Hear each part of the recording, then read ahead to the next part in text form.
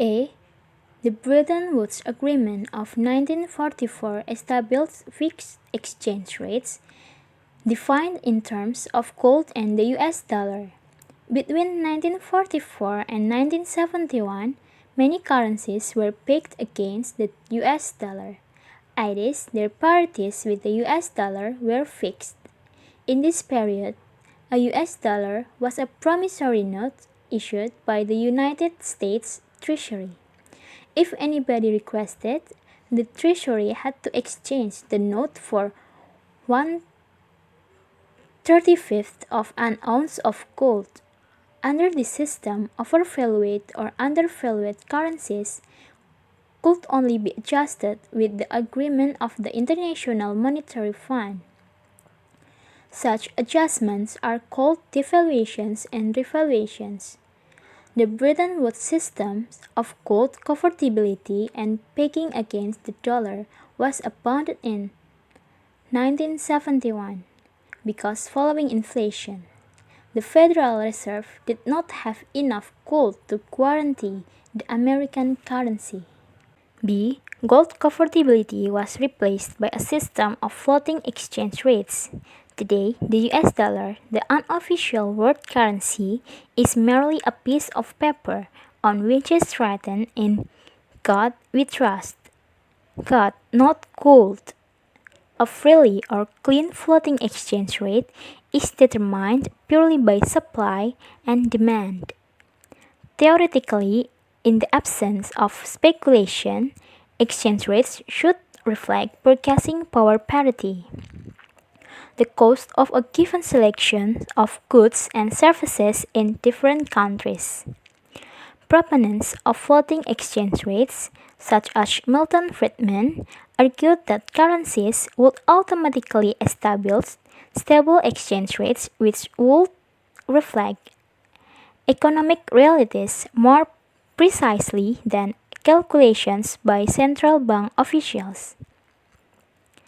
Yet they underestimate the impact of speculation and the fact that companies and investors frequently follow short-term money market trends even if these are contrary to their own long-term interests. C. In the late 1970s and early 1980s, the American, British, and other governments deregulate their financial systems and abolish all exchange controls. Residents in these countries are now able to exchange any amount of their currency for any other convertible currency. This has led to the current situation in which 95% of the world's currency transactions are unrelated to the transactions in goods but are purely speculative. Enormous amounts of money move around the world, catching high interest rates or capital gains. As investors, including rich individuals, companies, and pension funds, seek to maximize the value of their assets. In London alone, in the late 1990s, over $300 billion worth of currency has traded on an average day, the equivalent of about 30% of the value of the goods Britain produces each year. Banks, of course, make a profit from the spread between a currency's buying and selling prices. D. Few governments, however, leave exchange rates wholly at the mercy of market forces. Most of them attempt to influence the level of their currency when necessary. Managed or dirty floating exchange rates are more common than freely floating ones. For example, in the 1980s, most Western European governments joined the EMS, European Monetary System, which established parities between member currencies.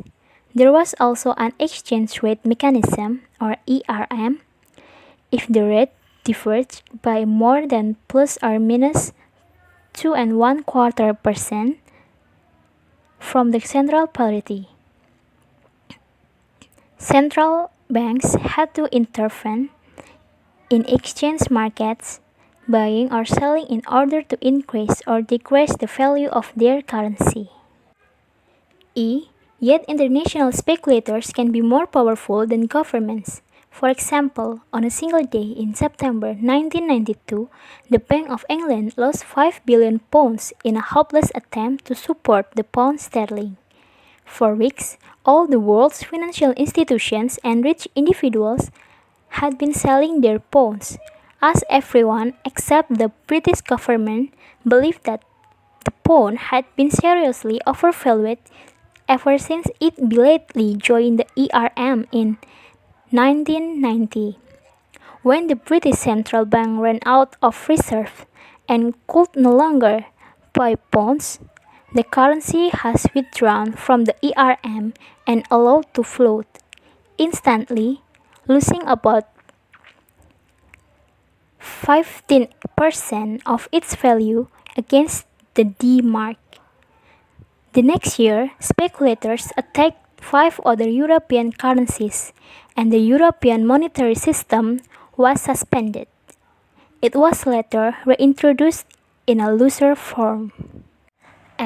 Many manufacturers are in favor of fixed exchange rates or a single currency, although it is possible to some extent to hedge against currency fluctuations by way of futures contracts.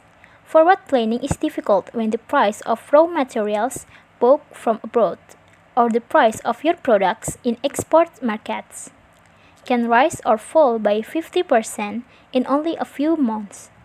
Since exchange controls were abolished, currencies including the US dollar and the pound sterling have in turn appreciated by up to 100% and then depreciate by more than 50% against the currencies of major trading partners. Pressure from industrialists and governments led to the introduction of the euro. 12 countries fixed their exchange rates against the new currency, and beginning in 1999, the new currency was used as a means of payment between companies and in foreign trade, and bonds were denominated in it. The euro came into existence as a real currency in 202 when the old notes and coins in the 12 member countries were withdrawn.